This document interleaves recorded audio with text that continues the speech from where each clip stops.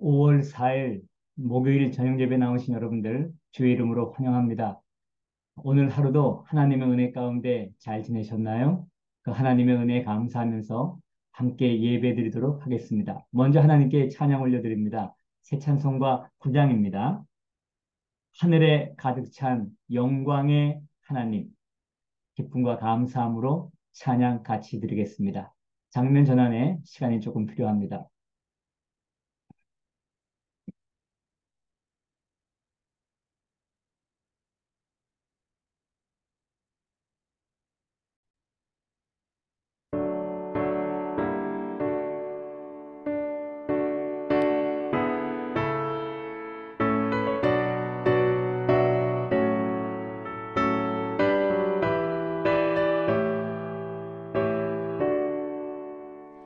하늘에 가득 찬 영광의 하나님, 온 땅에 충만한 존귀하신 하나님, 생명과 빛으로 지혜와 권능으로 언제나 우리를 지키시는 하나님, 성부와 성자와 성령 삼위의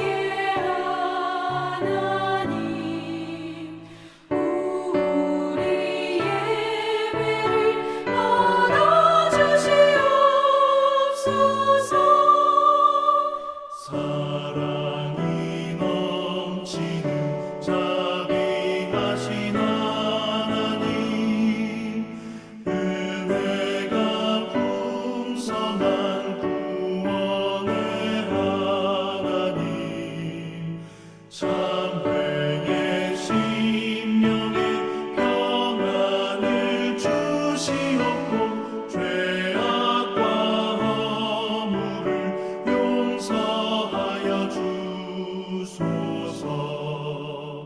찬송과 영광과 생명, 구원의 하나님, 우리 예배를 받아주시옵소서.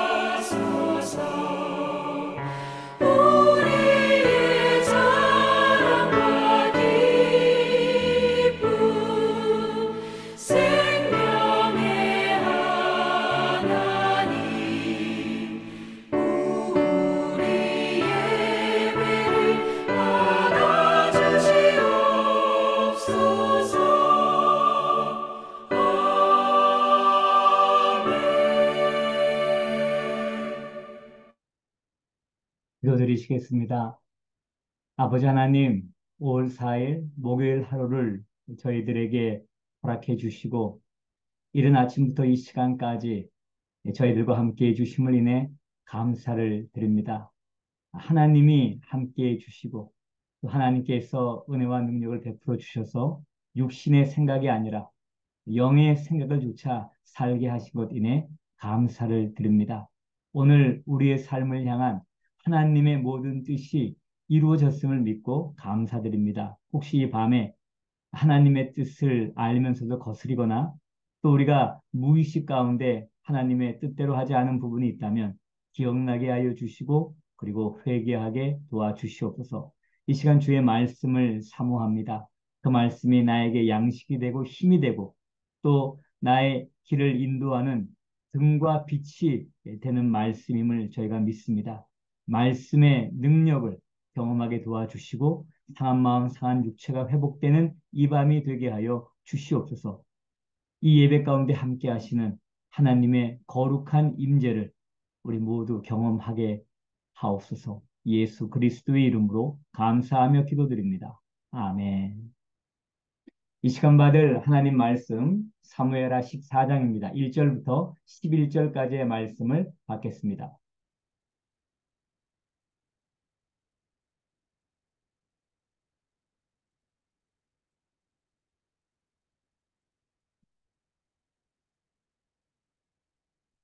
제14장.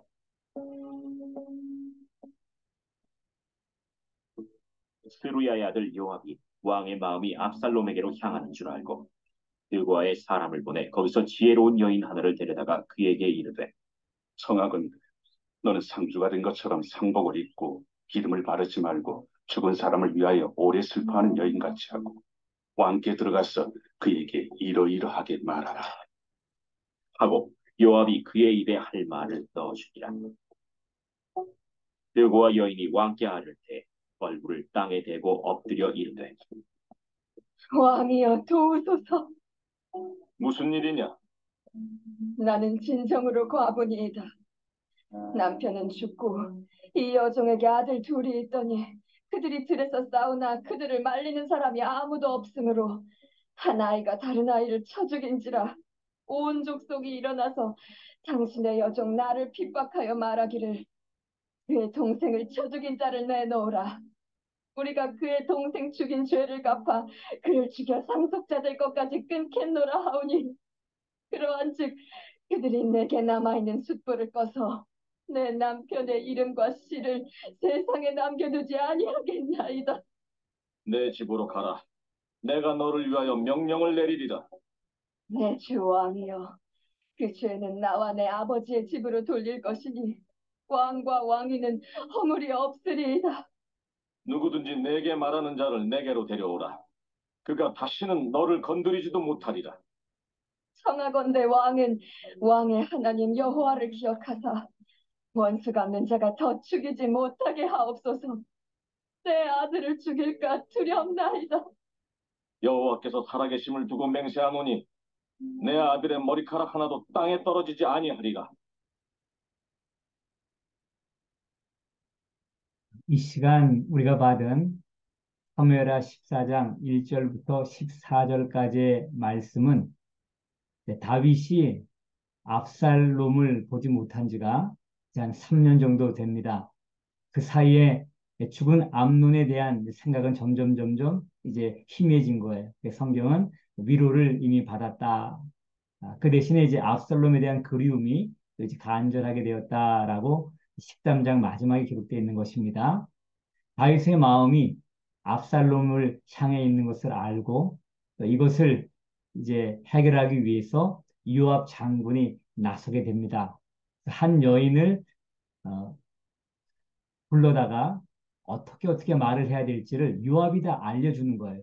그리고 기막힌 이 지혜로운 여인의 연기를 통하여 다윗이 가상의 이야기인데 팍팍 쏘아갖고 그냥 율법에 상치되는 결정을 하게 됩니다.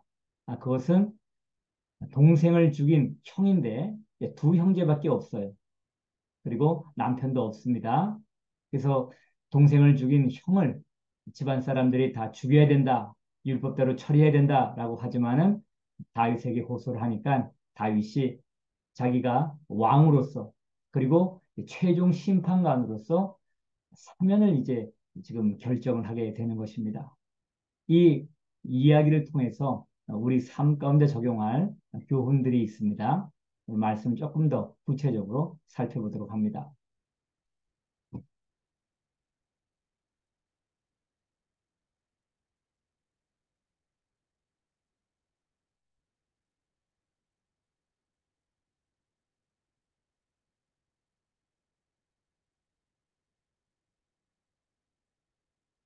오늘 말씀의 시작은 스루아의 아들 요압에 대한 이야기가 나오게 됩니다. 요압은 당시에 군대 총사령관입니다. 굉장히 높은 지위에 있습니다. 그리고 이 다윗 왕과의 관계, 그것은 외삼촌과 조카의 관계예요.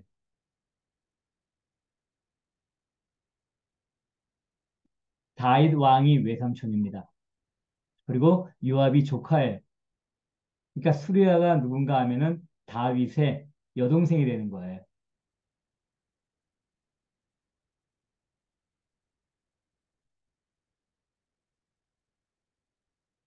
자, 그런 이제 특별한 관계죠. 물론 다윗과 요압과의 관계는 애증의 관계가 다 포함되어 있습니다. 결국 나중에 요압은 자기가 저지른 그 죄의 대가를 다 받게 돼요. 그것은 이제 다윗 왕 죽은 다음에 솔로몬 때의 이야기입니다. 왕의 마음이 압살롬에게 향하는 줄을 알고, 자, 암놈이 죽은 지가 이제 3년이 지나간 시점에 3년의 세월이 유수와 같이 흘러갑니다. 그 사이에 암논의 죽음에 대한 위로는 다윗이 다 받았고, 이제 암논을 죽였지만 그 잘생긴, 그래서 머리부터 시작해서 발끝까지 흠잡을 데가 없는 그런 멋진 아들이었거든요. 그 아들에 대한 마음이 간절해진 것입니다. 근데 이것을 가장 측근에 있었던 요압이 알아챈 거예요. 그래서 이 문제를 어떻게 해결할까라고 하는데 직접 무엇을 행동하기는 쉽지가 않아요. 그냥 사면령을 한꺼번에 내리봅시다. 뭐 이런 식으로 하기는 좋지가 않아갖고 다윗의 마음을 이제 돌이키는 과정을 먼저 겪게 하는 것입니다. 근데 그걸 위해서 이제 수를 쓴 거예요. 자, 그래서 드고아의 사람을 보내서 지혜로운 여인 하나를 데려다가 이제 어떻게 행동을 하라 하는 내용을 이제 알려줍니다. 그것은 여러분이 이제 본문 말씀을 읽은 거와 같아요. 자, 근데 여기서 이제 우리가 삶에 적용할 것 하나 먼저 보고 진행하겠습니다. 요압은 굉장히 기민하고 권력력이 굉장히 강한 사람이었습니다. 그리고 어디에 줄을 서야 할지도 너무 잘 아는 거예요. 그렇기 때문에 그는 사울 당시에도 사울을 쫓지 아니하고 다윗을 쫓았어요. 물론 이제 친인척 관계도 되겠지만은 다윗이 하나님이 세우신 사람이다 하는 거 이제 확신을 한 거고요. 그리고 아주 무용도 뛰어납니다. 전략도 있고 그리고 굉장한 장수예요. 그 형제 삼형제 다가 아주 뛰어난 용사였죠. 자, 그런 이제 요압이었는데 왕의 마음이 압살롬에게 향했다 하는 것을 이미 간파한 거예요. 왕의 마음을 잘 알게 됩니다. 그래서 거기에 맞게 이제 처신을 하는 것이었어요. 물론 이것은 다 다윗만 위했다라고 보기에는 조금 좀 우리가 생각해야 될 부분이 있습니다. 제가 이미 말씀드린 대로 이 요압이라는 사람은 굉장히 지략이 뛰어나면서 무용도 갖추고 있는 사람이었어요. 그리고 권력용도 있는 사람이었습니다. 자, 여러분, 암논 장자가 죽었어요. 공식적인 왕위 계승 서열 1위입니다. 아직 누가 공식적으로 왕으로 정해진 게 다음 때 왕으로 정해진 건 아니잖아요. 근데 암논이 제거됐어요. 근데 둘째가 있긴 있어요. 아비가일이 낳은 아들 길리압인가요? 근데 그 사람은 소개가 안 돼요. 아마 어린 나이나 젊은 나이에 죽지 않았을까라고 하는데 그래서 그 다음에 나오는 아들은 누구예요? 그 세 번째였던 압살롬입니다. 너무 잘생겼어요. 그래서 다윗이 얼만큼 그를 생각하는지 잘 알고 있습니다. 장자에 대한 마음이 굉장했는데 이 장자가 죽었으니까는 그 다음에 이제 세 번째지만 압살롬이 그 다음 왕위 계승 서열이 될 수가 있는 거예요. 요압이 보기에도 압살롬은 굉장한 사람이다 하는 것 알거든요. 외모만 그런 게 아닙니다. 나중에 보면 압살롬이 어떤 사람인지 더 잘 알 수 있죠. 물론 앞에서 여동생의 성폭행 당한 것을 복수하기 위해 2년간 내색 안 하면서 칼을 갈고 결국 그리고 그것을 성취를 하는 거예요. 그것도 엄청나게 마치 막 쿠데타가 일어나는 것 같은 그런 상황이 될 수 있었는데 그 어떤 결단력, 그 용기, 뭐, 이 보통 사람이 아니죠, 압살롬이. 그러니까 요압이 알아본 거예요. 그래서 지금 요압은 왕의 마음도 달래고 풀어주고, 그리고 압살롬도 데려오면서 자기가 그 공을 세우는 거 아니겠습니까? 그럼 나중에 만약 다윗 왕이 죽었을 때, 그 다음 권자가 만약 하나님이 압살롬을 선택하신다면 어떻게 돼요? 자기가 또 새로운 왕을 세운 거잖아요. 그러니 요압으로서는 이건 일석이조죠. 그래서 요압이 이제 역할을 하는 것입니다. 자, 그런데 여기서 이제 생각해 볼 것은 뭔가 하면은 요압은 왕의 마음은 잘 알았어요. 사람의 마음입니다. 그리고 자기의 상관이에요. 이게 어떻게 내가 살아가야 할지를 잘 아는 아주 요령 있는 사람이죠. 그런데 요압은 왕의 마음은 알았지만 또 다른 사람의 또 다른 왕의 마음은 몰랐어요. 그것은 바로 하나님 마음입니다. 진정한 왕 대신 하나님의 마음이에요. 여러분, 왜 다윗이 왕이면서 고대 세계 왕이잖아요. 압살롬을 향해 마음이 간절해요. 지금 3년의 시간이 흘렀어요. 그런데 왜 왕은, 다윗 왕은 압살롬을 불러오지 못해요? 그렇게 마음이 간절하다면은, 그 아들에게 마음이 쏠려 간다면은, 왜 왕은 불러오지 못합니까? 이유가 뭐예요? 그것은 바로 율법 때문이었어요. 그리고 그것은 바로 하나님의 뜻이었죠. 분명하게 드러난 하나님의 뜻. 그건 뭐예요? 하나님의 형상대로 지음받은 사람을 죽인 자는 살인이 처하라고 했던 거예요. 지금 압살롬은 왕자의 신분이지만 살인자입니다. 그리고 율법대로 하게 되면은 죽음을 당해야 되는 거예요. 그러니 아무리 과거 그 수천 년 전에 그 전제 군주라고 할 수 있는 왕이었지만 이스라엘에겐 더 높은 왕이 있잖아요. 진정한 왕 하나님이 있지 않습니까? 그분이 준 율법을 어길 수가 없는 거였어요. 그러니 갈등을 한 거죠. 그 요압이 왜 그걸 몰랐겠어요. 그러나 그는 하나님의 마음보다는 왕의 마음이 더 중요한 거예요. 그걸 무시하는 거죠. 다윗은 적어도 지금은 그렇게 행동할 수가 없는 거였지만요. 그래서 이 왕의 마음을 먼저 고려를 하는 것이다라고 하는 것입니다. 이게 바로 하나님 없이 살아가는 사람, 성령 없이 살아가는 사람의 행동이죠. 믿음 없는 사람들의 행동입니다. 그런데 믿음이 있다고 하는 우리, 성령이 우리 안에 계시다고 하는 우리는 어떻게 살고 있나요? 내 마음, 내가 내 삶의 인생의 주인이다, 왕이다라고 생각하면은 이 왕의 마음은 잘 고려하는데 또 뭐 직장의 상관이 될 수 있죠. 상관의 마음은 잘 고려하고 뭐 가족의 남편이든 아내의 마음은 잘 고려하고 자식의 마음, 부모의 마음 잘 고려하는데 과연 하나님의 마음도 고려하며 사냐는 거예요. 그리고 정말 인간의 마음이 아니라 생명의 주인이신 하나님의 마음에 우선순위를 두고 살아가는가라고 하는 것입니다. 만약 이렇게 됐다면 사실은 여기서 일이 끝나야 돼요. 그리고 계속되는 다윗 집안의 살부림, 그 피비린내 나는 그 어, 아내의 어떤 싸움, 그리고 계속되는 심판은 그칠 수가 있었겠죠. 물론 여기까지 안 오고 암논 시절에 아예 다윗이 암논을 적당하게 징계했다면 그건 최고의 징계는 죽음일 수 있어요. 만약 그것을 감당했다면 여기까지 오지도 않죠. 그런데 그때도 처리하지 못하고 지금도 처리하지 못하는 거예요. 왕의 마음을 더 고려한 요압.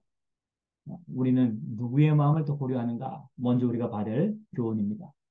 자, 계속되는 말씀은 여러분들이 이 스토리를 이미 아세요. 그래서 아주 여인이 지혜로운 여인인데 연기를 너무 잘하는 거예요. 거의 이제 뭐 할리우드에 에, 나온다라고 한다면은 무슨 주연, 여우 주연상, 뭐 여우 조연상 받을 정도의 이제 여인입니다. 그래서 아주 모습도 불쌍하게 여긴 받을 정도로 이제 얘기하면서 자기는 진정한 과부요, 남편은 죽었다라고 하는 거예요. 왜 남편이 죽은 게 중요한가? 이제 아들 둘이 있는데 싸우다가 형이 동생을 죽인 거예요. 자, 형이 동생을 죽였기 때문에 하나님의 형상대로 지음받은 사람을 죽인 거 아니겠어요?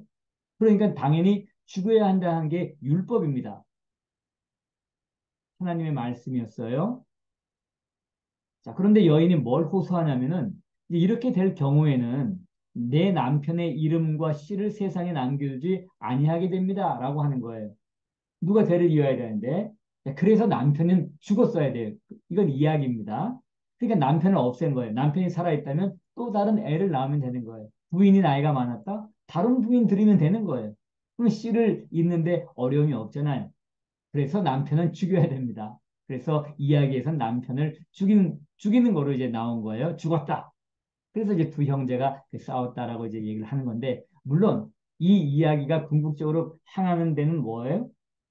바로 이제 자기의 이복형을 죽인 압살롬을 데리고 오는 겁니다. 죽음에서 그를 사면을 시키고 데리고 오게 하는데 먼저 다윗의 마음을 이제 바꾸려는 작업을 하는 거예요. 현재는 율법에 딱 지금 고정이 되어 있고 하나님의 말씀에 대한 경외감 때문에 이 말씀대로 지금 해야 되는데 아버지로서 자식을 죽일 수는 없고 그러다 보니까는 이제 주춤주춤 하는 거죠. 그리고 자식에 대한 그 아버지의 사랑은 이제 계속되고 있는 것이고요.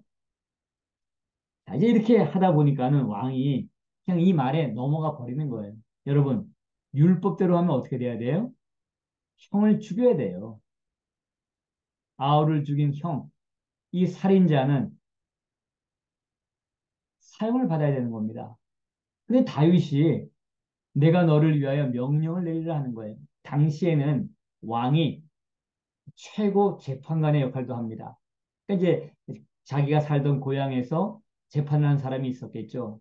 근데 너 이건 사형이다. 이건 율법대로 하면 사형이야. 라고 하니까는 마치 현재 고등법원이라든가 대법원에 상고하듯이 지금 왕에게 온 거예요.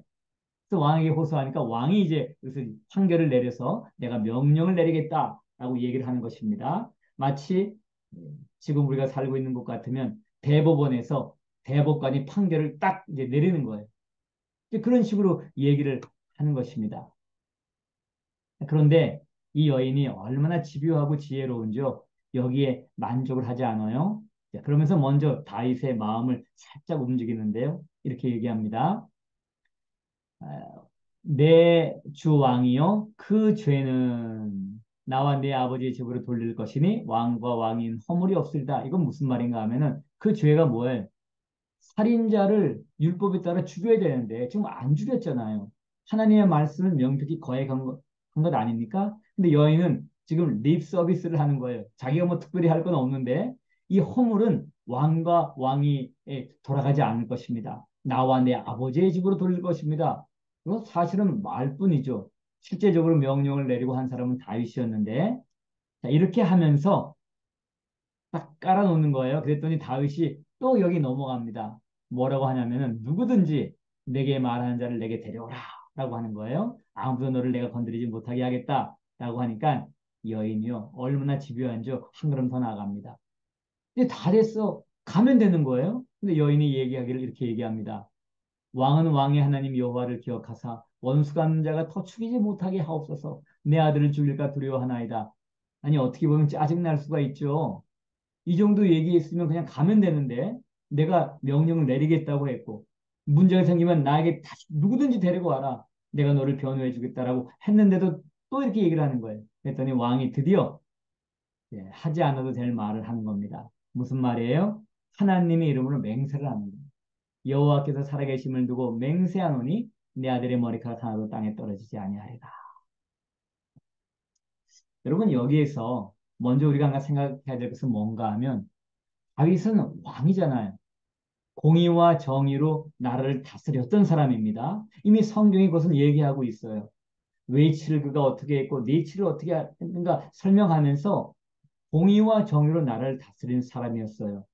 근데 왕은 당연히 공의와 정의로 나라를 다스려야 되는데 지금 명백히 율법을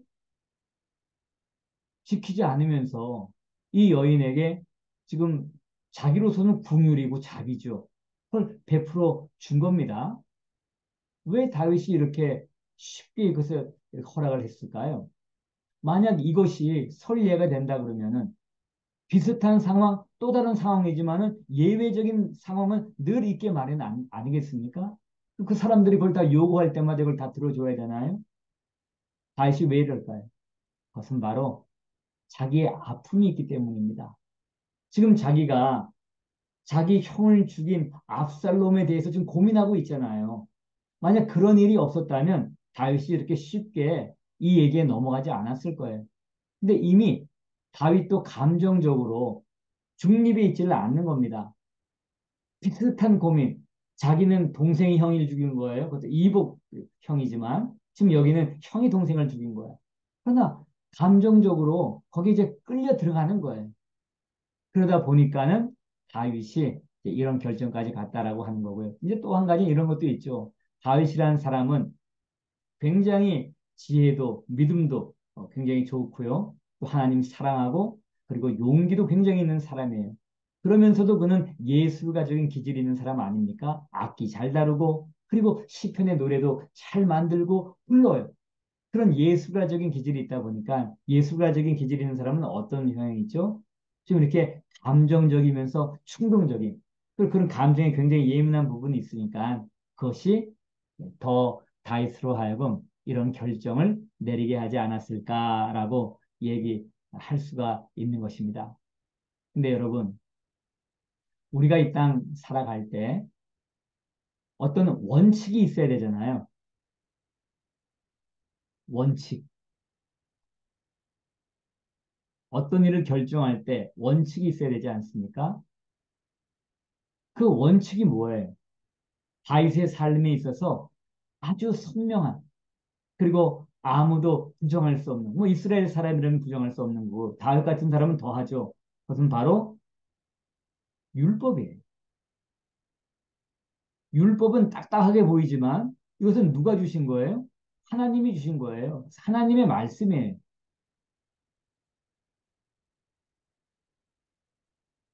하나님은 영으로 존재하시니까 눈으로 보이진 않죠. 그런데 그분이 우리에게 지키면 복이 된다는 말씀으로 주신 게 있어요. 그게 바로 율법입니다. 이런 선명한 원칙이 다윗의 삶 가운데 있었다라고 하는 거예요. 그런데 다윗은 지금 이 이야기를 들으면서 감정적으로 거기에 끌려 들어가 하나님의 율법에 대치되는 그러한 결정을 내리게 되었다라고 하는 것입니다. 여러분, 우리 로마서의 말씀이라든가 갈라디아서의 말씀에 따른다면 우리가 육신을 쫓아갈 것인가 성령을 쫓아갈 것인가 하는 이야기를 하는 거예요. 여러분, 우리가 육신을 쫓아가면 어떻게 될까요? 육신의 생각은 사망이라고 하는 것입니다. 성령의 생각은 생명과 평안이다라고 하는 것이죠. 여러분 오늘 이 말씀대로 한번 보세요. 나중에 이 육신의 생각대로 가서 결국 온 게 뭡니까? 다윗의 집안에 이스라엘의 왕궁 안에 피바람이 불게 되는 겁니다. 그러니까 육신의 생각은 사망이요. 그 말씀 그대로 적용되는 거 아니에요. 영의 생각을 쫓아갔다면 성령의 생각을 쫓아갔다면 하나님의 말씀에 따라갔다면 어떻게 될까요? 로마서 8장의 말씀 따른다면 우리가 영으로 산다면 영의 생각을 쫓아가야 되지 않겠어요? 성령이 우리 안에 계십니다. 그래서 성령의 인도를 받는 사람을 하나님의 아들이다라고 하는 것입니다. 여러분, 우리가 성령님의 인도를 어떻게 받아요? 성령은 말씀의 저자이십니다. 눈에 보이는 하나님의 말씀, 성령이 감동을 통하여 사람들로 하여금 쓰게 한 그 성경 말씀, 그것을 따라갈 때 우리는 성령의 인도를 받을 수 있다라고 하는 거예요. 그것이 바로 우리 삶의 원칙이죠. 그것을 지킬 때 생명과 평안을 우리는 경험하게 되는 것이다. 이것이 오늘 이 말씀이 우리에게 주는 교훈이다라고 할 수 있는 것입니다. 여러분, 삶의 어떠한 상황 가운데서 인간적인 생각, 인간적인 어떤 감정, 그런 것에 쫓아 따라가는 것이 아니라 하나님의 말씀, 성령의 인도, 그리고 영의 생각을 쫓아가는 우리가 되어야 됩니다. 눈에 보일 때 그것은, 눈에 보기에는, 현재는 그것이 좀 아픔일 수가 있고, 또 내가 마음이 불편할 수도 있어요. 그러나 결국은 그것이 생명과 편을 준다는 것이 성경의 약속이다라고 하는 거예요. 인간의 감정을 너무 위주로 하고 상황을 너무 고려하고 했을 때 그것이 인간적으로 보일 수 있습니다. 당장은 좋을 수도 있어요. 그러나 결국은 사망에 이른다라고 하는 것이 성경의 말씀입니다. 이 말씀을 기억하고 말씀에 순종하는 우리 모두가 되시길 바랍니다. 기도하겠습니다. 아버지 하나님, 다윗이 압살롬을 보고 싶어 끙끙 앓는 모습을 보면서 요압이 여기에 여인 하나를 불러와 그럴듯한 연극을 꾸미고 다윗으로 하여금 그 여인에게 그릇된 결정을 내리게 합니다. 물론 이 목적은 사형을 당할 압살롬을 사면하여 불러오는 것입니다. 오늘 이 말씀을 통해서 우리 삶 가운데 우리가 자주 부닥치는 문제를 접하게 됩니다. 상황을 고려하고 사람을 고려하는 건 좋은데 하나님을 고려하지 않고 하나님의 마음을 고려하지 않고 하나님의 율법을 무시할 수가 있다는 것입니다. 우리 삶에 분명한 원칙을 세워 살아갈 수 있게 도와주시되 성령의 인도를 받는 삶을 살게 하여 주시옵소서. 육신의 생각은 사망이요 영의 생각은 생명과 평안이라고 했사오니 비록 현실적으로 가슴이 아프고 힘들더라도 결국 생명과 평안을 주는 영의 생각을 쫓아갈 수 있는 우리, 하나님의 말씀을 따라갈 수 있는 우리가 되게 하옵소서. 예수 그리스도의 이름으로 감사하며 기도드립니다. 아멘. 여러분, 오늘 공동체 성경 읽기 하셨나요? 하지 않으셨다면 꼭 하셔야 됩니다. 그래야지만이 우리가 영의 생각을 따라갈 수가 있고요. 성령의 인도를 받을 수가 있는 것입니다. 교회 공동체를 위해서 또 우리 지역사회와 나라를 위해서 기도해 주시고요. 특별히 교회 안에 연약한 지체들 위해 기도해 주십시오. 저는 이번 주 치료를 또 잘 받았어요. 4차 치료가 완료가 됐고 이제 어금니 아이비 2개를 다 완성을 했습니다. 지금 이제 앞니를 치료하고 이제 본을 뜨고 있는 상황입니다. 이제 2번의 치료가 더 남아 있습니다. 이것을 위해서도 기도해 주시길 바랍니다. 은혜로운 밤 되십시오.